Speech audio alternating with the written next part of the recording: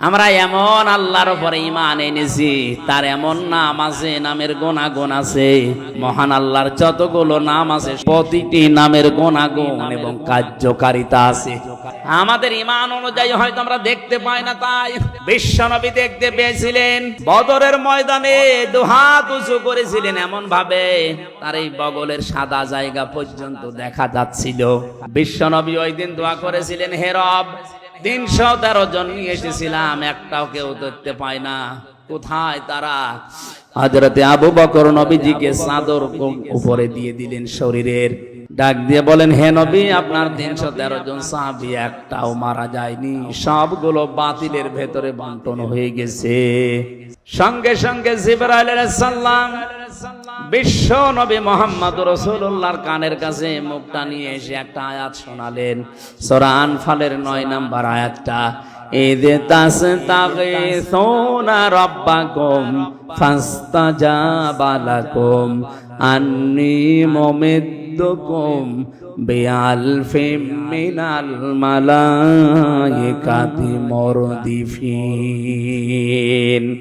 হে নবী, আপনার কান্না বন্ধ করেন, শুধু আকাশের দিকে একটু চোখটা তুলে দেখেন, আল্লাহর সাহায্য আল্লাহ তার রব নামের কারণে পাঠিয়ে দিয়েছে।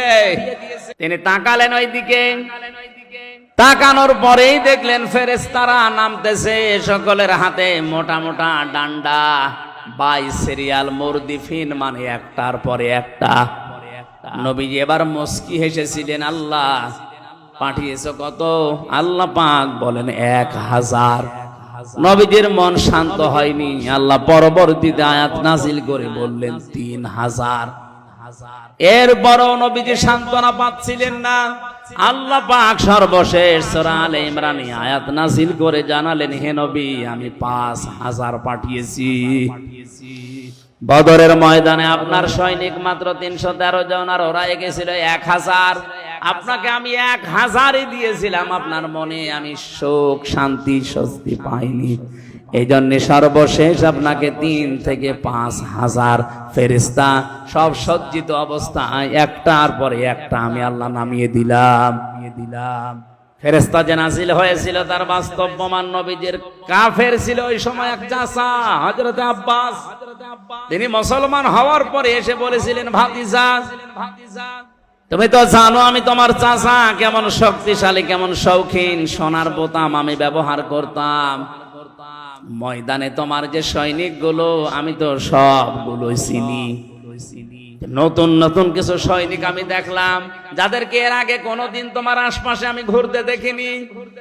নবীজি মিসকি হাসলেন, ডাক দিয়ে বলে, চাচা কার কথা বলেন? বলে, ওই যে ময়দানে আমি যখন যুদ্ধে লিপ্ত ছিলাম, তাকিয়ে দেখলাম পেছন দিক থেকে কে যেন এসে আমার ঘাড় ধরে উঁচু করে ফেলেছে। নবীজি বললেন, কি দেখলে? কাকে দেখলে চাচা? হঠাৎ করে বিশ্ব নবী মুহাম্মদুর রাসূলুল্লাহর কাছে জিবরাইল এসে একটা হাসি দিয়ে চলে গেছে। জিবরাইলের এই চিহ্নটা দেখার পরে নবীজির চাচা আব্বাস বলেছিলেন, ভাতিজা, এই যে কিছুক্ষণ আগে একটা সৈনিক দেখলাম, কোথায় গেল? এখন আর তো দেখতে পাই না। নবীজি বলেন, চাচা কাকে দেখলেন? ওটা সাধারণ সৈনিক না, ওটা আল্লাহর ফেরেশতা জিবরাইল। নিজে কমান্ডার হয়ে আজকে এই বদরের ময়দানে নাজিল হয়েছে, তার পেছনে আল্লাহ পাঠিয়েছে 5000 ফেরেশতা। যে সমস্ত কাফেররা মরে পড়েছিল, বিশ্ব নবী বদরের ময়দানে কোন দিনের জন্যও তিনি আগ্নেয় অস্ত্র ব্যবহার করেন নাই। অথচ যে সমস্ত কাফেরেরা মরা পড়েছিল, যে ওদেরকে কাছে যে দেখলেন অধিকাংশ গুলোর শরীর পুড়ে গেছে।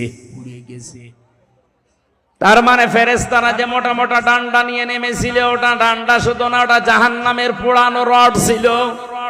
যার শরীরে লাগিয়েছে ওখানেই ও শেষ।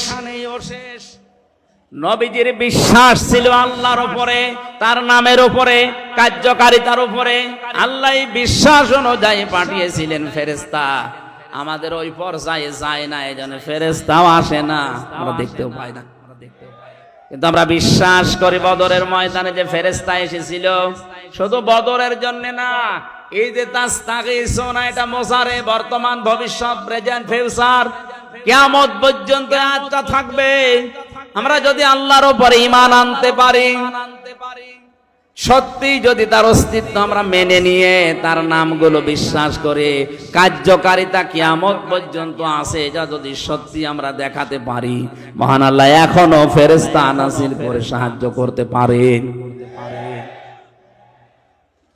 আল্লাহ আমাদেরকে কোরআনে কারিমের আয়াতের বাস্তব কিছু যেন দুনিয়ায় দেখান, বলেন আমিন।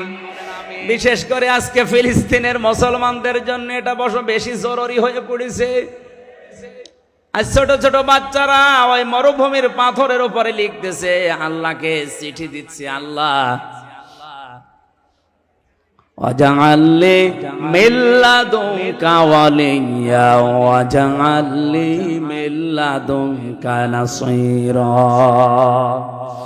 ইয়া আল্লাহ, আর পারা যায় না, সহ্যের বাইরে চলে গেছে। মা নেই, বাবা নেই, বড় ভাই নেই, বড় বোন নেই, সবাইকে ওরা মেরে ফেলেছে। আমি 2 বছর, 2.5 বছর, 3 বছরের বাচ্চা কি বুঝি? দুনিয়ায় কেউ যখন এগিয়ে আসে না, আমি তোমার কাছে চিঠি লিখলাম, মহান আল্লাহ তোমার পক্ষ থেকে তুমি আমাদের জন্য সাহায্যকারী পাঠাও। এই জন্যই মনে হয় আল্লাহ ইরানের মনটা একটু নরম করে দিয়েছে। বিশ্বের 57টা মুসলমানদের মন যদি এরকম একটু নরম আল্লাহ করে দিত, অন্তত এখনো যেভাবে সাহায্য করছে অনেকেই, প্রত্যেকটা মুসলিম রাষ্ট্র যজাজিমানের দাবি পূরণ করার জন্য সবাই কাশ্মীরের পাশে দাঁড়াতো, আমরা আজাদ কাশ্মীর পৃথিবীতে দেখতে পেতাম। মরণের আগে যেন এটা দেখতে পায় যে আজাদ হয়ে গেছে কাশ্মীর। বলেন বলেন, আল্লাহ পাক যেন এটা দেখে মরার তৌফিক দেন, বলেন আমিন। আমরা যদি আজাদ না হতাম, আমরা যদি মুক্ত হতে না পারতাম, কত কিছু আমরা আজ নিজেদের মন মতো করতে পারতাম না। আপনি টের পাচ্ছেন, ওরা আজ মুক্ত হতে পারে না, আজাদ হতে পারে না, এই জন্য অনেক কিছু মন মতো করতে পারছে না। মানুষকে আল্লাহ বানিয়েছে এই মুক্ত জীবন দিয়ে। এটা পাখি না যে খাঁচার ভেতরে ভরে রাখবেন, হাত পা ডানা কাটা পাখির মতো শুধু ছটফট করছে। বিশ্বের মানচিত্রে আজ একটা পতাকা দেখতে চাই, যেটাই লেখা থাকবে ইলাহা ইল্লাল্লাহু মুহাম্মাদুর রাসূলুল্লাহ। ঈমান যারা এনেছে এ কথা বলবে, তারা আল্লাহর শুধু নাম বিশ্বাস করবে না, ওয়া সিফাতিহি ওয়া ক্বাবিলতু জামিয়া আহকামিহি ওয়া আরকানি, আল্লাহর যত হুকুম আহকাম আছে আমি সব কবুল করে নিলাম, মেনে নিলাম। আল্লাহর যত আরকান আছে, রোকনের বহু বচন আরকান, যত খুঁটি আল্লাহ নাযিল করেছে এই পৃথিবীতে, আল্লাহর খুঁটি হচ্ছে 500। কয়টা? এই যে 1টা 2টা 3টা 5টা খুঁটি দেখতে পাচ্ছেন, এই প্যান্ডেল ঠিক রাখার জন্য, আল্লাহর বিধান এই পৃথিবীতে কায়েম রাখার জন্য 500 খুঁটি দরকার। ওই 500 খুঁটি আল্লাহ কোরআনে কারিমে দিয়েছেন। প্রতিটি খুঁটি আমি মেনে নিলাম, যেখানে এই খুঁটি দেখবো খুঁটির বাইরে আমি যাব না। এর নাম ঈমান আনা। এর নাম কি? আমরা ঈমান আসলে পেয়েছি, ঈমান আমরা আনতে পারি না। সে ছোটকালে কায়দায় যেটা পড়িয়েছিল মক্তবে হুজুরেরা, আমানতু বিল্লাহি কামা হুয়া বিআসমাইহি ওয়া সিফাতিহি ওয়া ক্বাবিলতু জামিয়া আহকামিহি ওয়া আরকানি, এটার উপরে আমাদের বাকি জীবন যেন আমরা ঈমান এই নিয়ে সেট করতে পারি, বলেন আমিন।